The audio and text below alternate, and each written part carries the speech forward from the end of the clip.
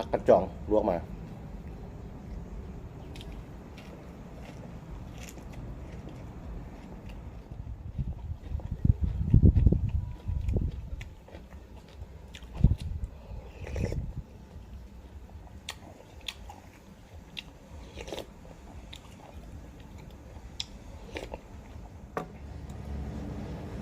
สบายดีสบายดีพ่อแม่พี่น้องมาไปเมื่อสุขุสุคนพบกับซองเทคอีกแล้วเนาะมื้อนี้พาพี่พาน้องมากินแกงออมเครื่องในงัวพี่น้อง ได้เครื่องในงัวมา2 โลมาแกงออมสู่พี่น้องกินเนาะมากินกับผักกันจองพี่น้องไปตลาดได้ผักกันจองมา2 มัดเนาะลวกมามัดหนึ่งบ่ลวกมาได้ กินกับมักแตงพี่น้องทีเด็ดได้ผักน้ำปลอดสารพิษเนาะมามัดหนึ่งกินกับแกงออมเครื่องในงัวแซ่บๆพี่น้องไหมกินข้าวแรงนำกันเด้อเนาะมาสุกคนมาได้ขายคลิปไทยเงินให้พี่น้องในเบิงโดดเติมเนาะ3-4 มื้อค่าเวียกค่างานนะมาหิวข้าวแล้วแซ่บๆน้ำบุญเพลง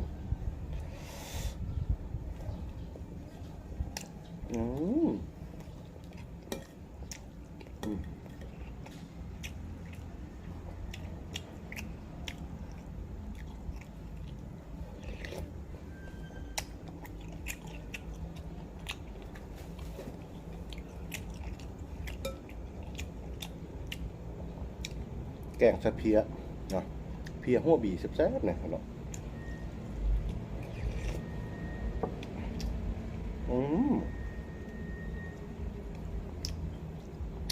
ผักกระจองลวกมา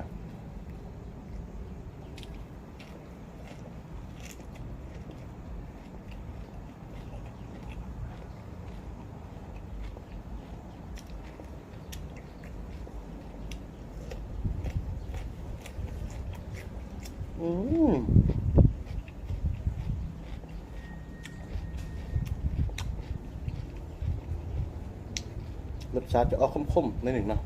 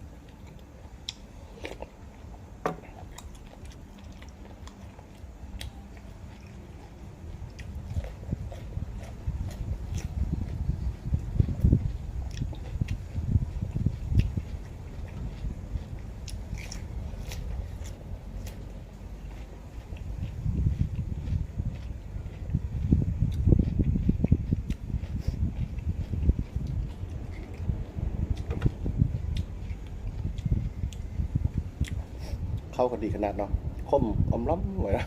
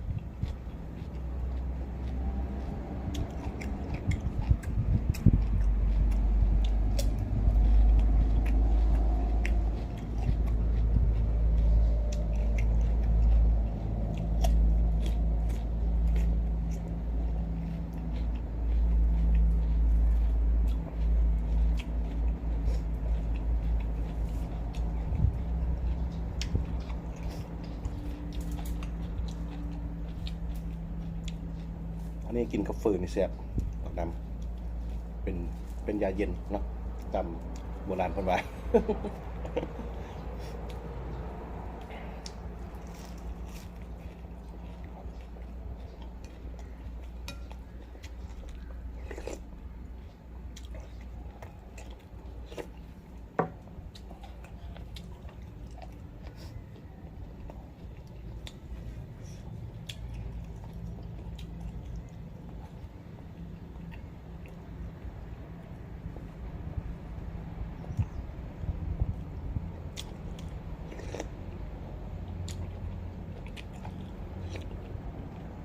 อืม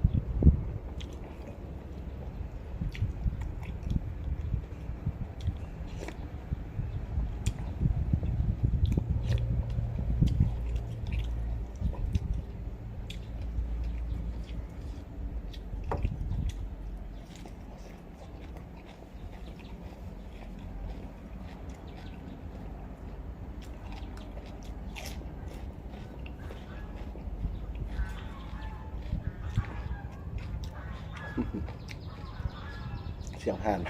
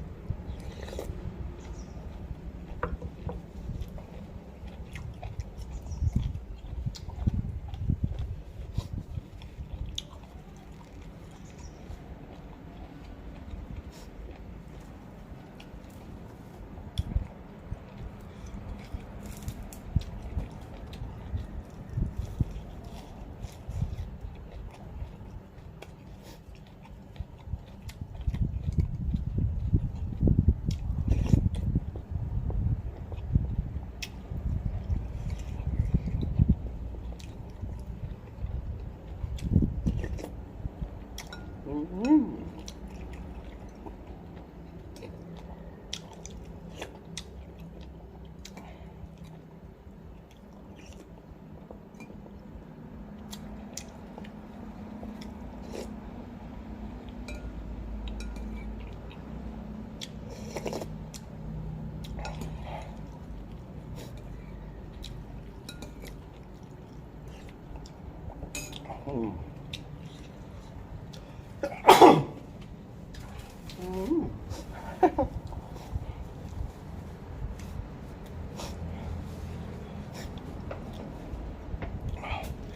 อดีอิ่ม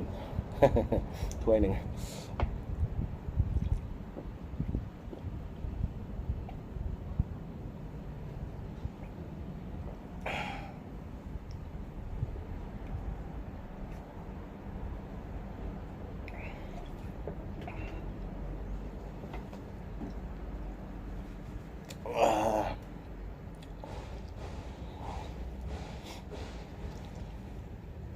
บ่ได้กินโดนเนาะแกงอ่อมว่าสิเฮ็ดลาบแต่ว่ากินได้เทื่อละลาบเนาะเลยมาแกงอ่อมเฉพาะเครื่องในพี่น้องซีนบ่ใส่มีตับมีหัวใจแล้วก็มีไข่ลังปนกัน